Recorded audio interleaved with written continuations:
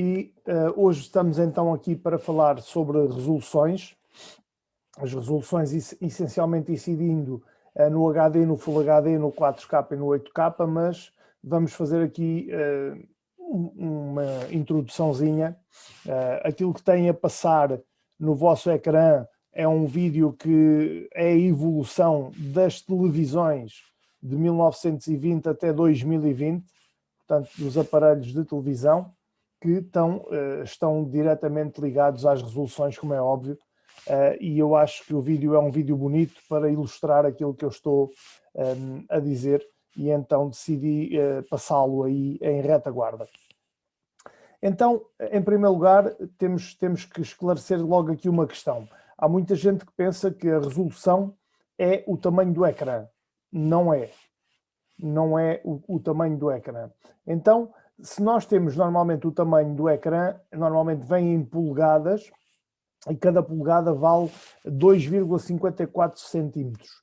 Então, normalmente temos ecrãs de 16 polegadas, 18 polegadas, 21, 23, 32, 65 e por aí fora, até aos limites. Hoje em dia já há ecrãs gigantescos e então já quase que é possível fazer ecrãs do tamanho de uma parede, e isso não está limitado pelas tecnologias atuais. Se nós, tanto faz termos um smartphone de 5 ou de 6 polegadas ou uma televisão de 40 polegadas, quando nós estamos a falar nesse tamanho, estamos a dizer que é multiplicar esse tamanho por 2,54 centímetros. Então, se forem 10 polegadas, estamos a falar de 25,4 centímetros. É só multiplicar pelo tamanho das polegadas. Normalmente, os ecrãs são retangulares e essa medição é feita a partir do quê? A partir da diagonal do ecrã. Então, quando nós falamos da medida de um ecrã, não estamos a falar da largura nem da altura, mas sim da sua diagonal. E isso é importante para percebermos também aquilo que estamos a comprar. Quer seja um monitor, uma televisão ou um telefone, é indiferente. A medida é sempre na diagonal. A resolução. Então, sabendo que os ecrãs têm todos um formato retangular, seja horizontal ou vertical, não é? No caso dos smartphones, o formato foi preparado para estar mais na vertical, nós também podemos deitá-los e usá-los na horizontal. Sabendo que o formato é retangular, nós vamos ter que considerar a sua largura, a horizontal, e a altura vertical para chegar à resolução. E a resolução tem a ver com uma coisa que é a unidade mais pequena que representamos num ecrã, que é o pixel. O número de pixels está intimamente ligado à resolução. Os pixels são organizados em duas linhas, em linhas e em colunas, as linhas horizontal, as colunas vertical, e a resolução acaba por nos indicar quantos pixels há em cada linha e em cada coluna. Então, se nós tivermos uma resolução de 1920 por 1080 pixels, portanto, como eu vou pôr aqui a imagem no vosso ecrã, deixem-me só abrir aqui.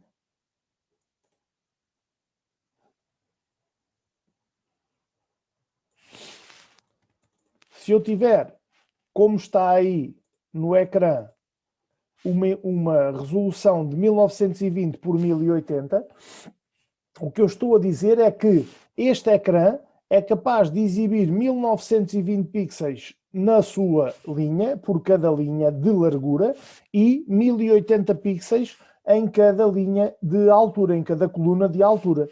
Então, isso é que nos dá a nossa resolução. A relação entre o tamanho da tela e a resolução é, então, o quê? Se o tamanho dos pixels pode variar também em dispositivos, então nós podemos ter um ecrã de 20 polegadas que suporte uma resolução, por exemplo, de 1600 por 900, e podemos ter um outro ecrã de 20 polegadas que só vá até 1366 por 768, por exemplo. Isto significa que o que suportar a maior resolução vai ter os pixels mais pequenos. Portanto, e como tem pixels mais pequenos, suporta mais pixels, quer em linha, quer em coluna, aumentando a sua resolução. Cada pixel vai fazer o quê? Vai suportar uma cor. E essa cor é informação, ou seja, a informação.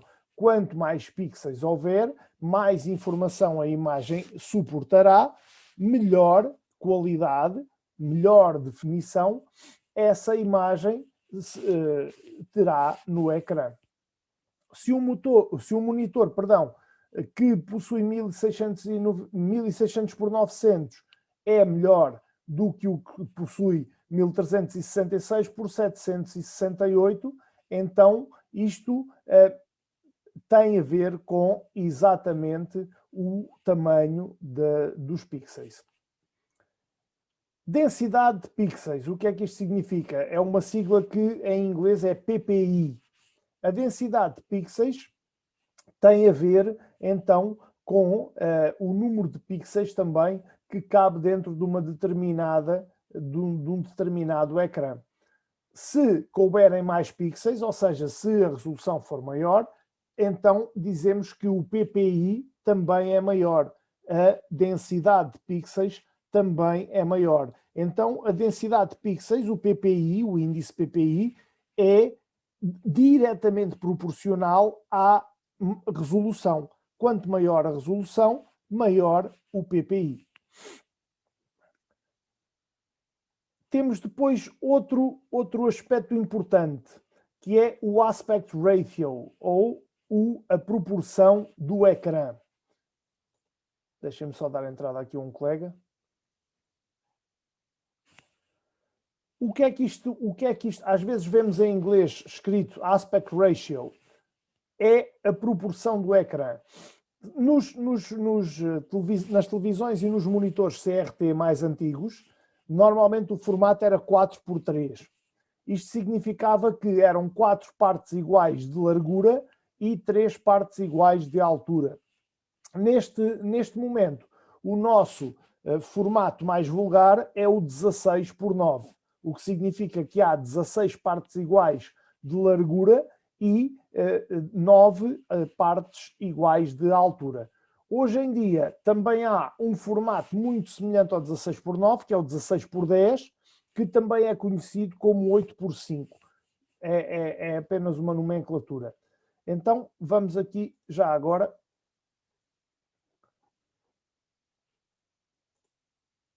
Deixem-me só ver se eu tenho aqui uma imagem que possa ilustrar. Temos aqui vários tamanhos. 4:3, 16:9, 21:9, que é o chamado Super Widescreen, que é o ecrã extra largo, portanto Super Wide.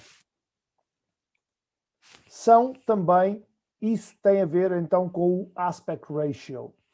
Se nós combinarmos um aspect ratio com uma boa resolução, então vamos ter também melhor qualidade de imagem. Por exemplo, combinar 1600 por 900 em 4:3 não vai ficar bom. Então daí nós normalmente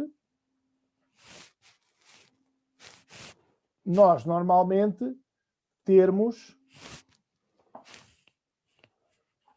aqui nas nossas definições, nós podemos também alterar aqui o esquema e a resolução, e quando fazermos determinadas alterações, podemos ficar com um aspecto que não é adequado ao nosso monitor. E o próprio sistema operativo avisa-nos, nós aqui fazemos reverter e ele volta àquele que é o recomendado para o nosso monitor.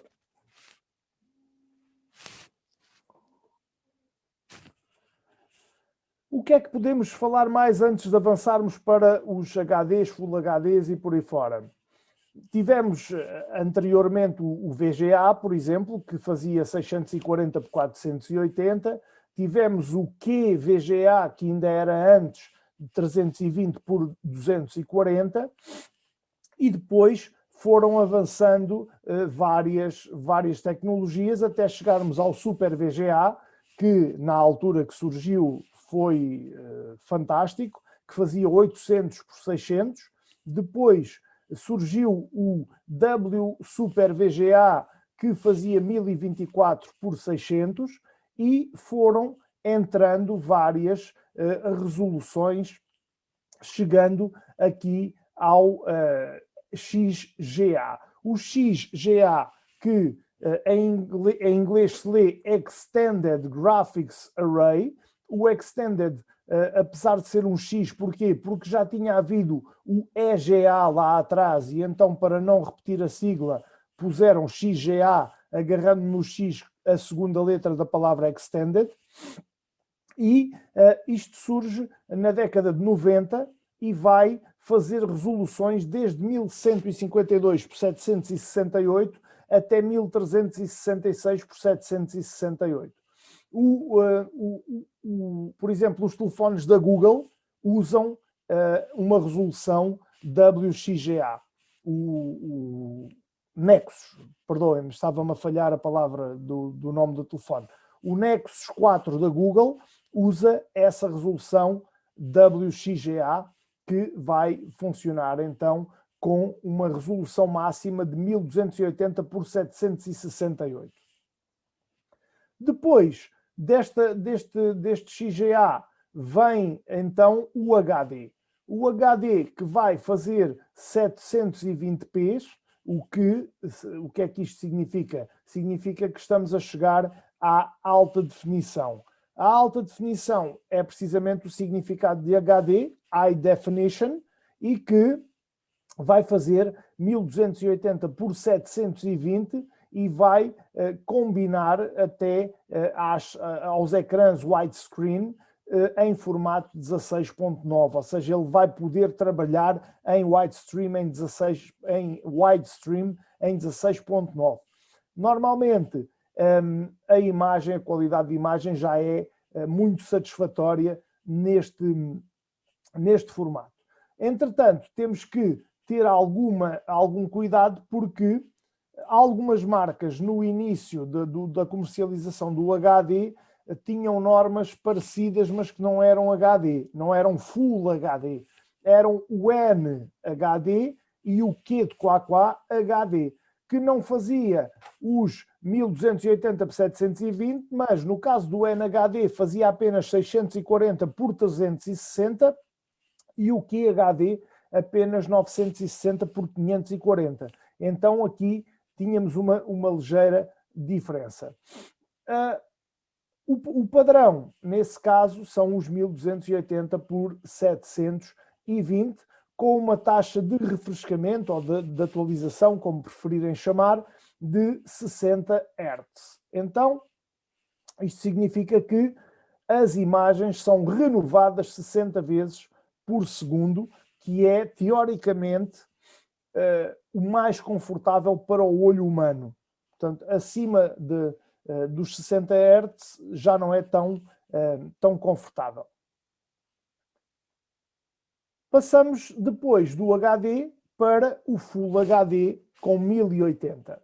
Então, o que é que isto significa? Significa que vai fazer uma resolução de 1920 por 1080 pixels, que também funciona melhor na proporção 16:9, e o que é que ele vai trazer?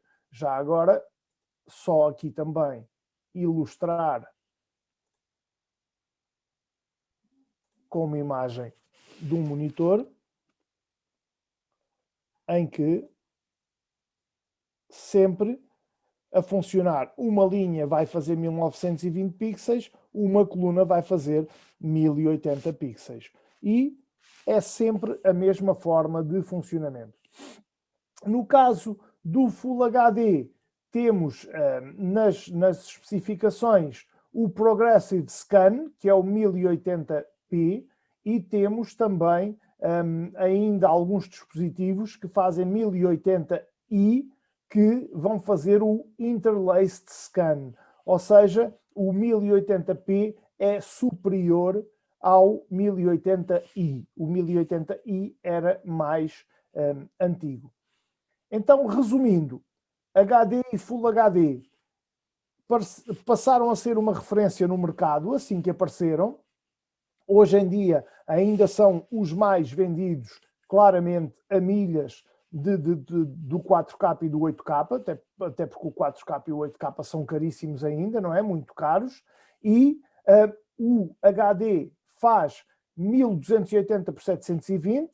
As suas normas mais fracas, o NHD e o QHD, fazem de 640 por 360 e 960 por 540, podendo adaptar-se com mais facilidade a ecrãs mais pequenos.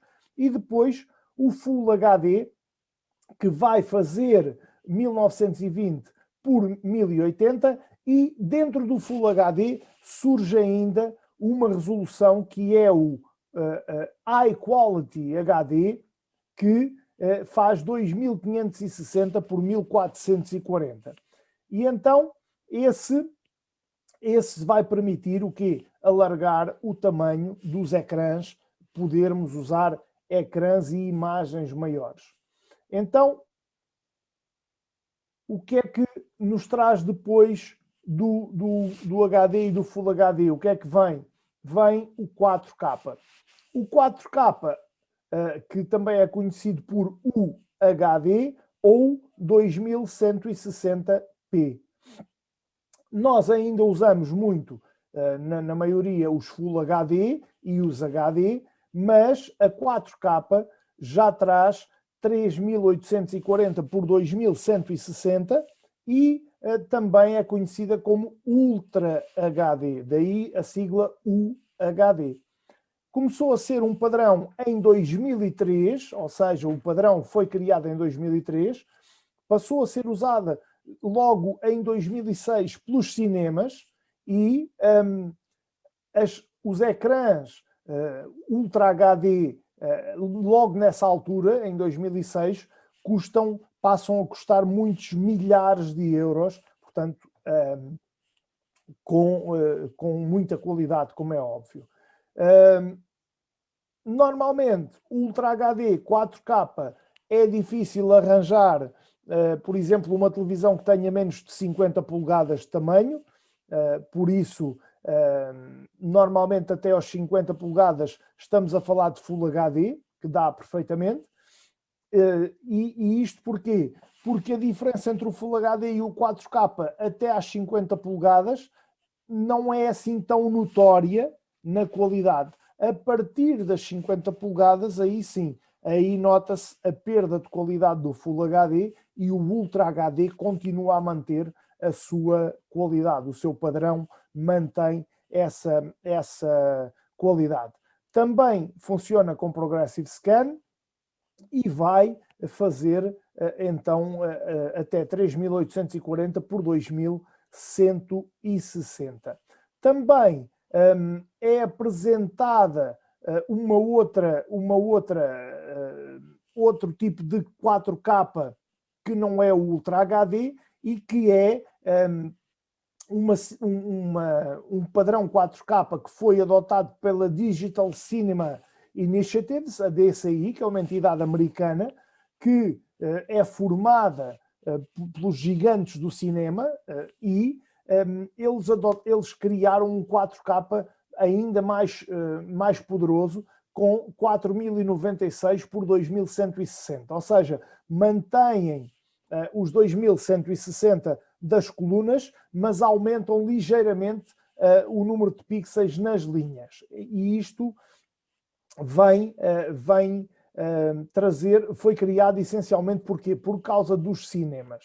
Porque este padrão dos 4096 por 2160 é criado por causa do aspect ratio de 17:9, que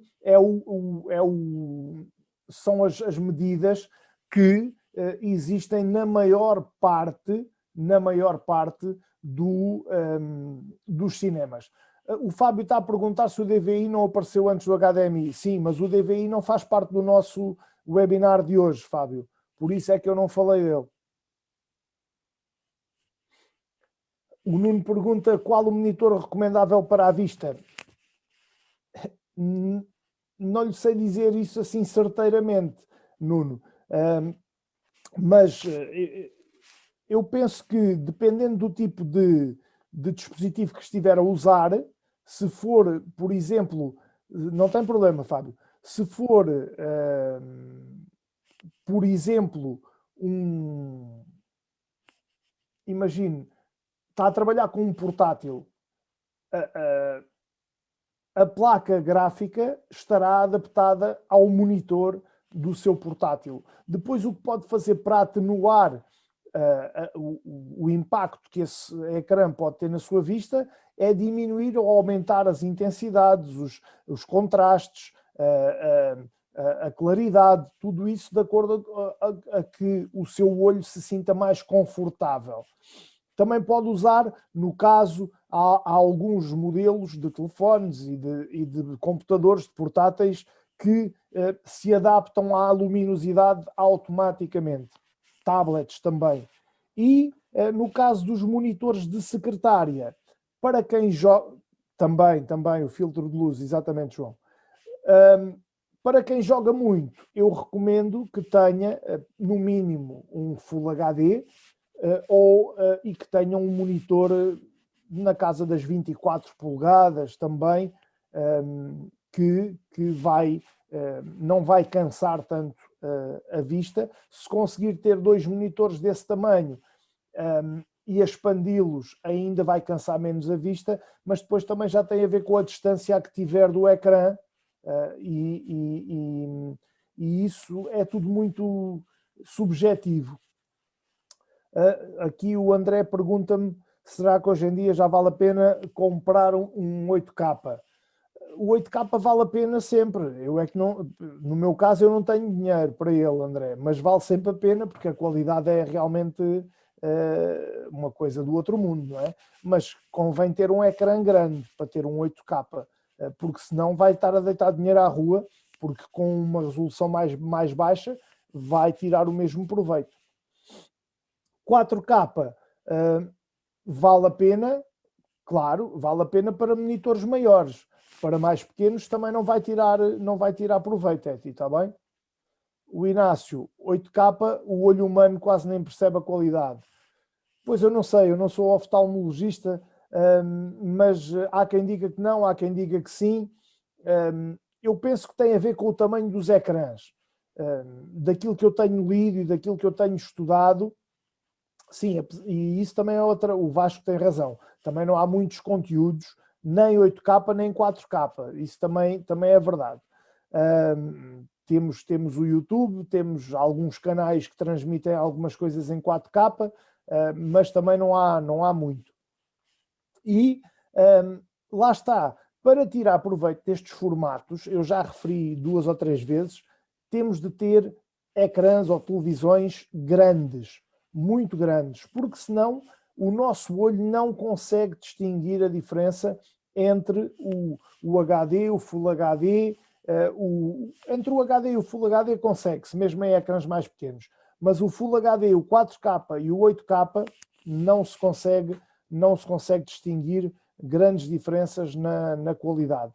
Sim, tem que se ter uma boa internet, tem a ver também, muitas vezes usar o Wi-Fi não vai dar muito bom resultado, mas depois há conteúdos gravados também, em Blu-ray nomeadamente, que já fazem uma qualidade e uma resolução incríveis, e os jogos das consolas também já fazem às vezes resoluções incríveis, e tudo isso é variável de acordo com os inputs que nós damos também para depois obter bons outputs.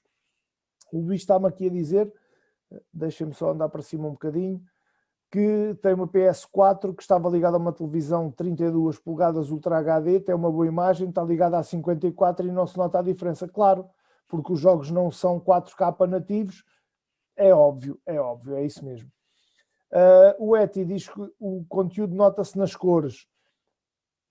As cores depende também dos filtros de cor que usar, depende dos modelos de monitor e de televisão, do esquema de cores, depende do esquema que programar também na sua placa gráfica, é por aí.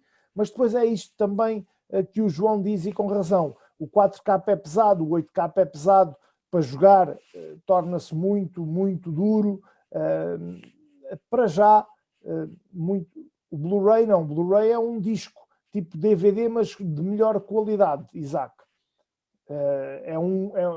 É um disco que se põe num leitor, que permite ver filmes e permite também outros tipos de suportes digitais de imagem. No jogo interessa a taxa de refrescamento, que tem a ver com os hertz, como diz o Diogo muito bem. Interessa também a resolução, obviamente, mas interessa sobretudo a capacidade do GPU e a memória também da placa gráfica. Mas não é isso que nos traz também aqui. Passando do 4K para o 8K, então, o que é que nós podemos dizer? O 8K... Relativamente às sessões. Eu não percebi. Alguém falou, mas eu não percebi o que disse.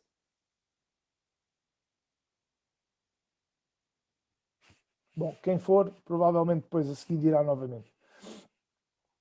Então, o 8K, estamos a falar de FUHD, que é Full Ultra HD, que vai fazer até 7680 por 4320, o que é 16 vezes maior do que o Full HD.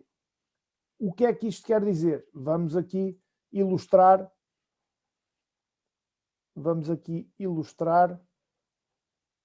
Deixem-me só. Eu tenho aqui numa pasta uma imagem que pode ajudar. Deixem-me só encontrar a imagem, por favor.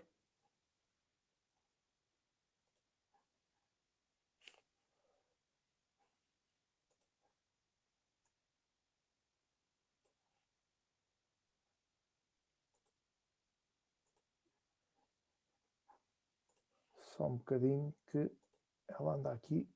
Já cá está. Ora, só abrir agora a imagem.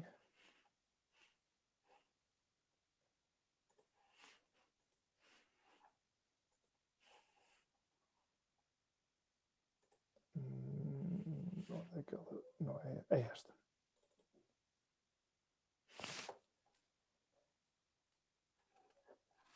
Então, esta imagem que eu fui aqui buscar à net tem precisamente a explicação. 7680 por 4320, o que significa que são 4 vezes Full HD aqui em termos de largura e altura. Qual é a vantagem? Mais uma vez, a vantagem é o tamanho dos ecrãs que podemos usar. E que também ainda vai variar entre os 7680 por 4320 para 16.9 e pode ir até ao 21.9 para ecrãs de cinema, que vai fazer 10.080 por 4320. Isto significa que faz o chamado 8K Full Dome. O Full Dome pode ir até esta resolução, e há uma empresa que é do Japão, que é a NHK, que provavelmente já ouviram falar, que ainda tem um 8K que se chama Super High Vision, que normalmente só usa em televisões com mais de 60 polegadas e que vai poder fazer 8.192 por 8.192.